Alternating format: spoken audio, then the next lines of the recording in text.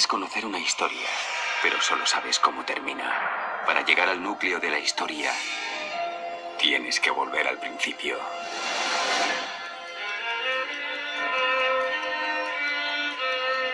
En 1618, los esfuerzos del que fue nombrado rey de Bohemia por imponer el catolicismo en una población mayormente protestante contribuyeron a que estallara la Guerra de los 30 años. Entonces las iglesias de la cristiandad usaron su influencia para apoyar a la Sociedad de Naciones, pero eso no hizo que aquel organismo tuviera éxito.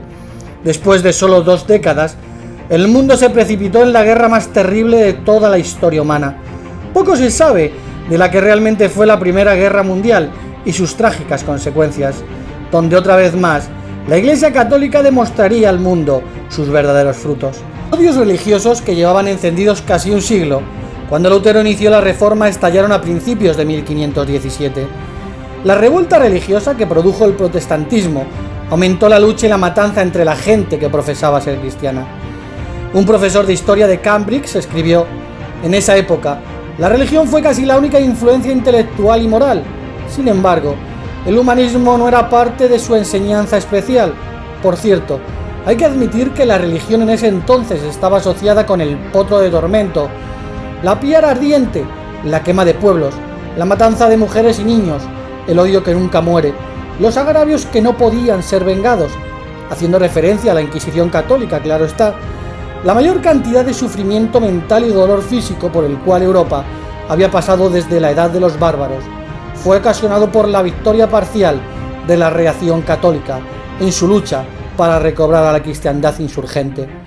La Iglesia Católica Romana luchó salvajemente para acabar con el protestantismo, al igual que hizo con el exterminio de miles de cátaros y valdenses y todo aquel con el que se cruzaban, como pasó con el exterminio de más de 60 millones de asesinatos de los indígenas americanos. Los protestantes resistieron tenazmente. Por ejemplo, Ambares fue sitiada en 1576 y una historia relata aquellos nobles mensajeros de la Santa Madre Iglesia. Los soldados españoles fueron a combatir con estas palabras en sus labios: San Santiago, España, sangre, carne, fuego, saqueo. 8.000 hombres, mujeres y niños fueron asesinados. Décadas después estalló la Guerra de los 30 años. El 23 de mayo del 1618, la nobleza de Bohemia, de mayoría protestante, llegó al castillo de Praga exigiendo la libertad de religión, ya que el emperador católico del Sacro Imperio Romano, Matías de Habsburgo, había restringido los derechos de los protestantes. Mediante la fuerza quería eliminar la rebelión protestante de raíz. Lo que en origen fue un conflicto en el seno del Sacro Imperio Germánico, se extendió pronto a toda Europa, se conectó con otras guerras en curso y por fin puede decirse que alcanzó escala mundial. La Guerra de los 30 años fue la primera guerra total, en el sentido de que la acción bélica no implicó solo a los ejércitos, sino que se originó contra la población civil con objeto de minar la resistencia del enemigo. Estos estaban divididos. Unos eran protestantes y formaban la Unión Evangélica, y otros católicos que formaban la Liga Católica. Entonces, como dice la Nueva Enciclopedia Católica, los Habsburgos austriacos, animados por los jesuitas capuchinos y el celo español, fomentaron una norma militante de conquista y conversión religiosa. En 1618, cuando los estados bohemios acusaron al gobierno imperial de violar sus derechos soberanos y privilegios religiosos, por la fuerza lanzaron a los emisarios imperiales por la defenestración de Praga, proclamando así su rebelión contra el régimen de Habsburgo.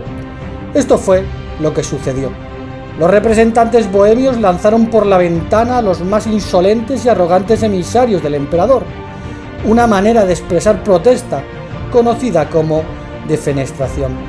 Los bohemios se alzaron en armas y al principio tuvieron bastante éxito, pues derrotaron al ejército imperial hasta escogieron a su propio rey, Federico V, un paso mal aconsejado que resultó desastroso. El rey católico Fernando II, a quien habían rehusado reconocer, fue hecho emperador del Sacro Imperio Romano, y esto le hizo posible reunir fuerzas que pronto sofocaron la rebelión bohemia. Él tenía el temperamento para precisamente aquel tipo de guerra, pues había sido educado, al igual que Adolf Hitler, por los jesuitas. Para él la voz de un jesuita o un monje era la voz de Dios, y francamente declaró que preferiría regir sobre un desierto antes que sobre una tierra de herejes. Como señaló cierto historiador, casi logró convertir en desierto a Alemania, pero no logró eliminar la herejía. Se apresuró a instituir una norma de sentencia de muerte, encarcelación y confiscación de tierras, por las cuales erradicó la oposición rebelde y debilitó la fuerza protestante. La base bohemia duró de 1618 a 1620. Entonces vino Cristian IV, rey de Dinamarca, en defensa de los protestantes, pero perdió la guerra. Los católicos le robaron todos los protestantes todo lo que habían obtenido con dificultad durante los 80 años anteriores. El siguiente individuo que emprendió la defensa de la causa protestante en esta guerra, que habría de durar 30 años, fue el rey sueco Gustavo Adolfo, que era un genio militar. Al principio encontró muy poca cooperación, pues los príncipes alemanes lo consideraron con indiferencia, envidia o temor, pero con la caída de la ciudad de Magdeburgo comenzó a conseguir alguna cooperación. Acerca de la caída de Magdeburgo, cierto historiador alemán escribió: aquí comenzó una escena de horrores para los cuales la historia no tiene lenguaje, poesía ni lápiz. Ni niñez inocente, ni vejez desvalida, ni juventud, sexo, rango ni belleza pudieron desarmar la furia de los conquistadores católicos. Abusaron de las esposas en los brazos de sus esposos, de las hijas a los pies de sus padres, y el sexo indefenso fue expuesto al doble sacrificio de la virtud y la vida. En una sola iglesia, 53 mujeres fueron halladas decapitadas. Los croatas, católicos, se divertían arrojando niños a las llamas.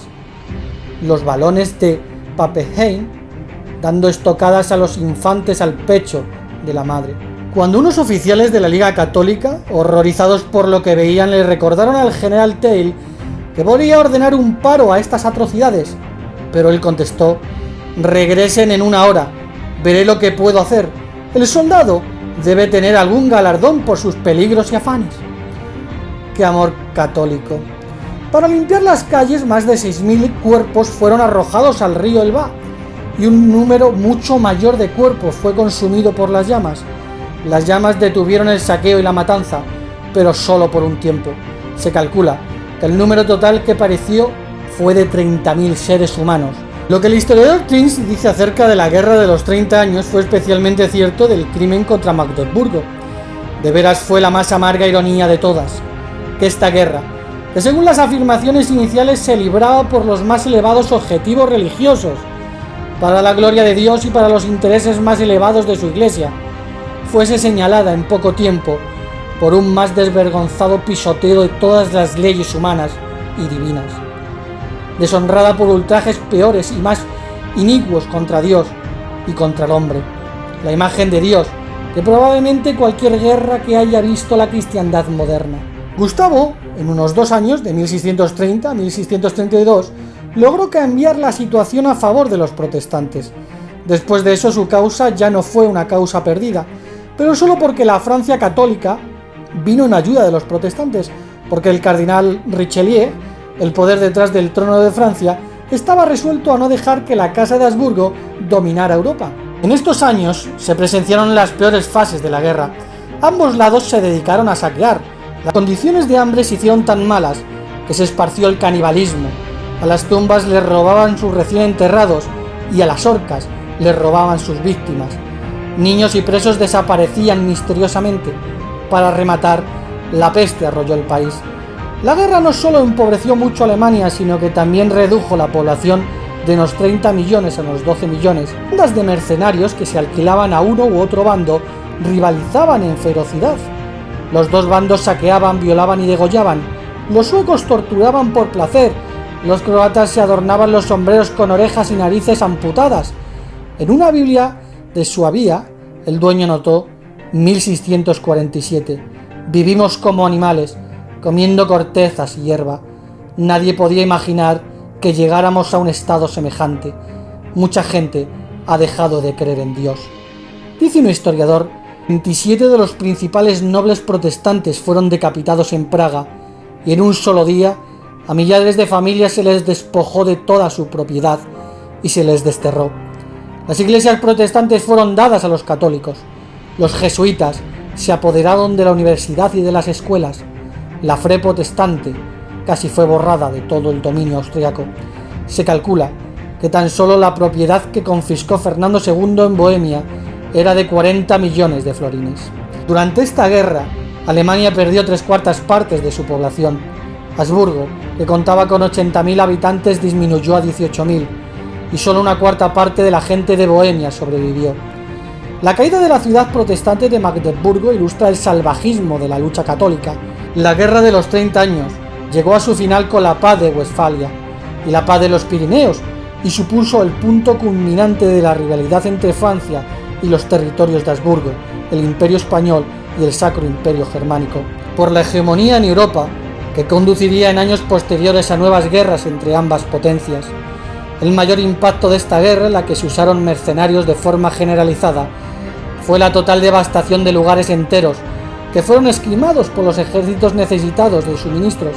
Los católicos buscaron cualquier excusa para atacar a los protestantes. En una de las primeras guerras, de la Guerra de los 30 años, en la Guerra de la Montaña Blanca, los católicos atacaron salvajemente a los protestantes porque estos le habían sacado los ojos a una muñeca de la Iglesia Católica, a una imagen de la Virgen María. Los católicos vencieron la guerra y desde entonces dicen que esa victoria fue porque la Virgen María los ayudó. La Iglesia Católica ha estado envuelta en todas las guerras salvajes y ha sido el actor principal. Sus frutos hablan por sí solos. Pero la Iglesia Católica no solo se ha estado matando contra otros para exterminarlos, también se estuvieron matando entre ellos. Por ejemplo, en la Guerra de los 100 años, donde católico mató a católico.